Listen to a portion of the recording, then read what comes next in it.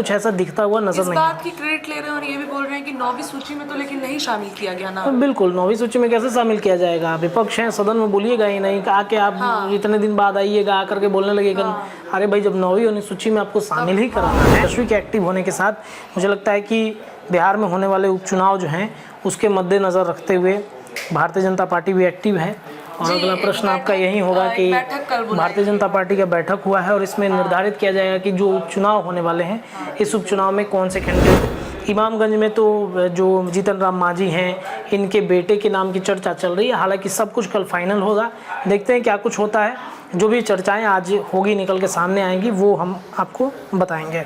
अच्छा, जदयू के ही एक विधायक ने अपने ही गठबंधन के खिलाफ एमपी ने बोला है। एमपी ने, हाँ, क्या एक बहुत बड़ा विभाग उनके पास है। इस सवाल को उठाते हैं बिल्कुल, जब बिहार में इतनी है तो फिर बाहर क्यों लोग जाते हैं? हाँ बिल्कुल। तो वो कहीं ना कहीं चिराग पासवान एक्टिव हैं और उद्योग लगाने को लेकर के खास तौर पे खाद्य आपूर्ति विभाग जो उनके पास में है, जो फूड प्रोसेसिंग की बातें कही। पनोरमा ग्रुप, जो सोचता है वो करता है। नमस्कार, भारत लाइव देख रहे हैं आप और ये भारत लाइव का विशेष कार्यक्रम रातों रात है, जहां बिहार की राजनीति में रातों रात हुए इन बड़ा घटना के बारे में आज सुबह सवेरे हम चर्चा करने बैठे हैं। हमारे साथ हमारे सहयोगी रत्नेश हैं। रत्नेश से तमाम मुद्दों पर बात करेंगे, चर्चा करेंगे। रत्नेश, तेजस्वी यादव ने अपनी चुप्पी तोड़ दी है, मौन व्रत तोड़ दिया है। क्या क्या हुआ आज, कल क्या क्या हुआ? बिल्कुल, देखिए, तेजस्वी यादव बिहार की राजनीति में एक बार फिर से सक्रिय हो गए हैं।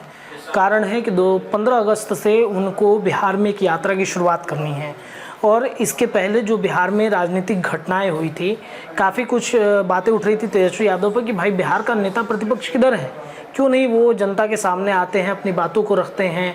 उनको आना चाहिए, ज़रूरी था उनको आना, क्योंकि सदन में जिस तरीके से एक हफ्ते का ये पूरा सदन चला था, मानसून सत्र, इस सदन के दरमियान तेजस्वी का गायब रहना, तेजस्वी के मुंह बोले मामा हैं सुनील सिंह, उनकी सदस्यता चली जाती है, उस पर भी तेजस्वी कुछ नहीं बोलते हैं। सुनील सिंह कहते हैं कि नीतीश कुमार हमें एक मौका देंगे, लेकिन उस पर भी तेजस्वी यादव नहीं बोल रहे थे।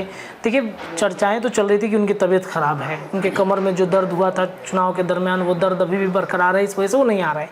लेकिन भाई, आप वीडियो तो जारी कर सकते हैं ना, मीडिया चैनल्स में बयान भी तो दे सकते हैं ना। मीडिया चैनल्स को टाइम पे देते हैं, बुलेटिन जैसे देते हैं, वैसे आकर के सामने उनको बयान देना चाहिए था, लेकिन वो नहीं दे रहे थे। अब क्या मामला है, 65% आरक्षण का जो मामला उठा और कोटा के अंदर कोटा की जो बातें उठी हैं उस पर तेजस्वी यादव की चुप्पी टूटी है और एक बार फिर से नीतीश कुमार को घेरना शुरू कर दिए हैं कि देखिए, ये प्रक्रिया जो था हम लोगों ने कराया, अब आगे हैं क्रेडिट लेने के लिए।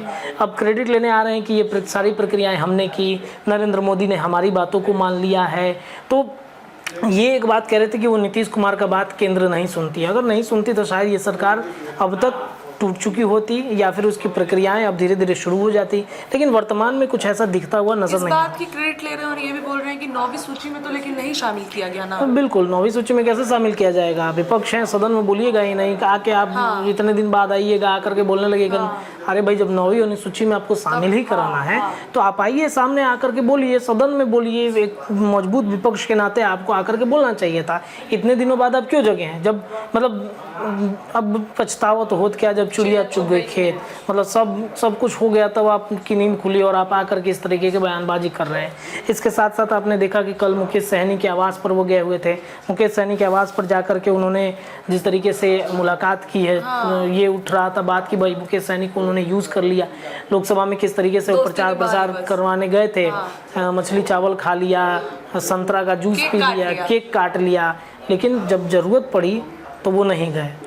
तो देखिए, मुकेश सहनी के आवास पर वो गए थे और जो बातें उठ रही थी कि भाई मुकेश सहनी को उन्होंने यूज कर लिया, लोकसभा में खूब घूम रहे थे साथ में, लेकिन घूमे नहीं। और अचानक से तेजस्वी यादव जाते हैं, एक सिंपैथी गेन करने की कोशिश करते हैं, लेकिन ये भी वही कहावत है कि अब पछतावत होत क्या, जब चिड़िया चुग गई खेत। इतना सब कुछ हो जाने के बाद अब बात खत्म हो गया, सब मामला शांत हो गया, सब कुछ हो गया। एनडीए वालों ने मौका का फायदा उठा लिया, मुकेश सहनी को जाके मना लिया, ऑफर दे दिया। अब क्या कीजिएगा जाके? मुकेश सहनी तो अब एनडीए की तरफ जा रहे हैं, स्पष्ट है। इसीलिए तो डर के नहीं गए। बिल्कुल गए हैं, डर पॉलिटिकल फायदा उठाना है ना मुकेश सहनी से। लेकिन मुकेश सहनी भी काफ़ी शार्प माइंडेड हैं, अच्छे पॉलिटिशियन हैं, तो कहीं ना कहीं सारी बातों को समझेंगे। वो भी समझते हैं कि क्या हुआ है मेरे साथ लोकसभा चुनाव के दरमियान, तो विधानसभा में क्या होगा ये भी मुकेश सहनी अच्छे से समझते हैं। और तेजस्वी के एक्टिव होने के साथ मुझे लगता है कि बिहार में होने वाले उपचुनाव जो हैं उसके मद्देनज़र रखते हुए भारतीय जनता पार्टी भी एक्टिव है।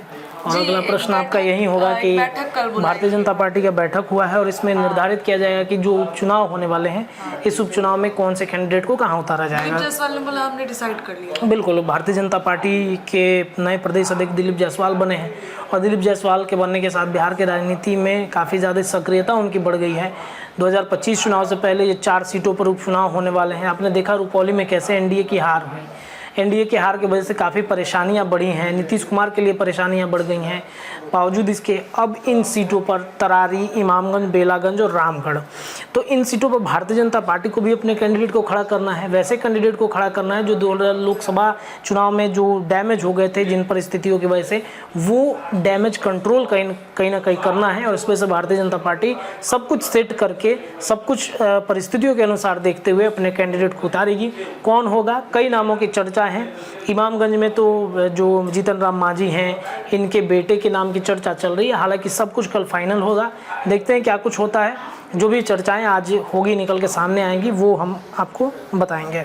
अच्छा, जदयू के ही एक विधायक ने अपने ही गठबंधन के खिलाफ एमपी ने बोला है। एमपी ने क्या एक बयान दे दिया? देखिए, जदयू के एमपी हैं देवेश चंद्र ठाकुर सीतामढ़ी से। उन्होंने एक बयान दिया था परसों, आपने सुना भी होगा, कि उन्होंने कहा कि कोई भी पार्टी के लोगों ने मेरी मदद नहीं की। जदयू हमारे साथ था कि नहीं पता नहीं चला। लालू की तारीफ कर दी। जदयू हमारे साथ था कि नहीं पता नहीं।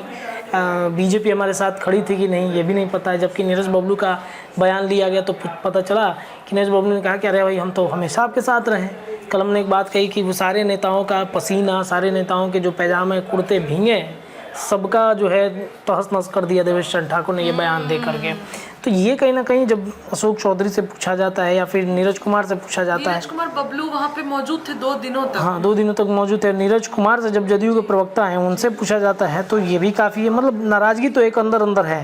वो लोग कह रहे हैं कि इस तरीके का बयान नहीं देना चाहिए। ये कोई बहुत मतलब अच्छा बयान नहीं है, गलत बयान। चौधरी ने इस पे बोला है कि मीडिया ने उनकी बातों का मिसकोट किया है। हाँ, मिसकोट किया है भाई, मिसकोट।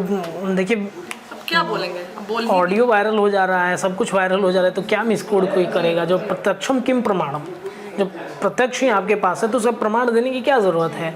तो देवेश चंद्र ठाकुर के इस बयान के बाद बिहार में जदयू में खासतौर पे नाराज़गी है उनके बयानों को लेकर के। और साथ ही साथ एनडीए गठबंधन में भारतीय जनता पार्टी के लिए भी ये मुश्किल भरा चीज़ है कि क्यों मतलब इस तरीके के बयानबाजी वो कर रहे हैं। चिराग पासवान आज पटना आ रहे हैं जी। उनका होटल मौर्या में एक प्रेस कॉन्फ्रेंस है जहाँ पे वो इंडस्ट्री को लेकर चर्चा करेंगे। क्या देखिए, चिराग पासवान का बिहारी फर्स्ट एक विज़न है।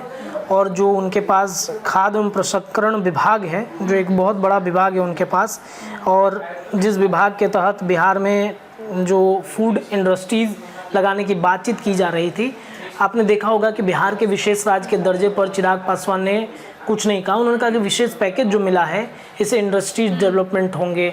अब चिराग पासवान बिहार को लेकर काफ़ी एक्टिव हैं। पिछले कई दिनों से वो आ रहे हैं जा रहे हैं बिहार में, चूँकि उनको भाई अगला चुनाव में उनको सीएम को प्रेजेंट करना है ना, सीएम फेस है। भले कई लोग बने वो खुद से ना कहें कि नीतीश कुमार हमारे मुख्यमंत्री हैं, खुद से ये कहें कि नीतीश कुमार हमारे मुख्यमंत्री, वो ये ना कहें कि हम मुख्यमंत्री बनना चाहते हैं, लेकिन उनकी एक चाहत तो है ना। बिहारी फर्स्ट एक विज़न है उनका।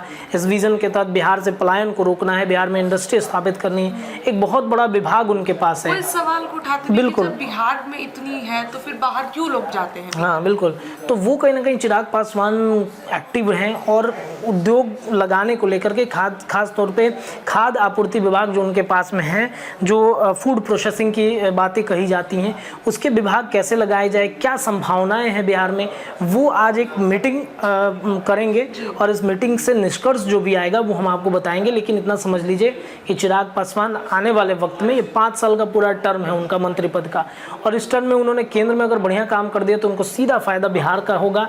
बिहार में उन एक बड़े नेता के तौर पे खासतौर पे सीएम प्रेजेंट भी उनको भारतीय जनता पार्टी कर सकती है। और आज देखिए, इंडस्ट्रीज गोल मेज बैठक, मतलब एक टेबल टॉक करेंगे वो, यहाँ के इंडस्ट्रीज से फूड प्रोसेसिंग में क्या व्यवस्थाएं लाई जा सकती हैं, ये तमाम चीज़ों पर राउंड टेबल मीटिंग होगा। टॉप प्रायोरिटी में रख रहे हैं, टॉप प्रायोरिटी पर रख रहे हैं। और होटल मौर्या में ये बैठक होगा फूड प्रोसेसिंग में बहुत सारी चीज़ें हैं यहाँ पे। चावल का बहुत बड़ा हब है, चावल यहाँ पे मखाना भी है, यहाँ पे आप देखेंगे लिट्टी चोखा भी है जो काफ़ी फेमस है यहाँ का, सत्तू है। इसके अलावा कई चीज़ें हैं, बिस्किट की फैक्ट्रियाँ लग सकती हैं यहाँ पर। हाजीपुर में कई जगहों पे बिस्किट की फैक्ट्रियाँ चलती हैं, लेकिन वो लोकल ब्रांड्स हैं। वो ब्रांड्स को बैठाना होगा जो यहाँ पर आकर मतलब नौकरियां भी दें, बिहार में नौकरी प्रोवाइड करे, पलायन को रोके। देखिए लोकल चीज़ें क्या होती है, बहुत लोग विश्वास नहीं करते हैं पैसा देगा कि नहीं देगा। जब एक ब्रांड आएगा, जब एक फैक्ट्री आएगी ना, तो लोगों का माइंडसेट बदल जाता है। अरे ब्रिटानिया का आया है, अरे पार्ले जी का आया है, अरे विदेशी कोई कंपनी अगर बिस्किट्स की आ गई तो लोगों के मन में ये मेंटल सेट बन जाता है कि अरे विदेशी है, पैसा भी अच्छा देगा, रोज़गार भी अच्छा मिलेगा, सब कुछ मतलब एक प्रोसेस के तहत होगा। तो वो कहीं ना कहीं चिराग पासवान के मन में है और उद्योग लगाने को लेकर के वो सक्रिय हैं। और आने वाले वक्त में आप देखेंगे कई जगहों पर उद्योग लगेंगे और मुझे लगता है इसकी शुरुआत वो जमुई से करेंगे। चलिए बहुत बहुत धन्यवाद रत्नेश। देखिए रत्नेश से हमने तमाम मुद्दों पर अपने सहयोगी से बात की। क्या कुछ आज पटना में या फिर बिहार में चल रहा है? फिलहाल रातों रात में इतना ही। बने रहिए भारत लाइव के साथ। बहुत बहुत धन्यवाद। पनोरमा ग्रुप, जो सोचता है वो करता है। अगर ये वीडियो पसंद आई और वह बिहार के राजनीति और बिहारियत से सरोकार रखेनी तो सब्सक्राइब बटन दबा के चैनल के सब्सक्राइब कर ली। ओजे एगो घंटी बा, ओकरा बटन दबा देला से कुल सटीक और मारक खबर रुआ मुफ्त में मिल जाई। अगर रुआ पत्रकारिता के हमनी के नया प्रयोग में सहयोग कर चाहतानी तो ज्वाइन बटन दबा दी। पेटीएम नंबर नोट कर ली 9386816700। धन्यवाद।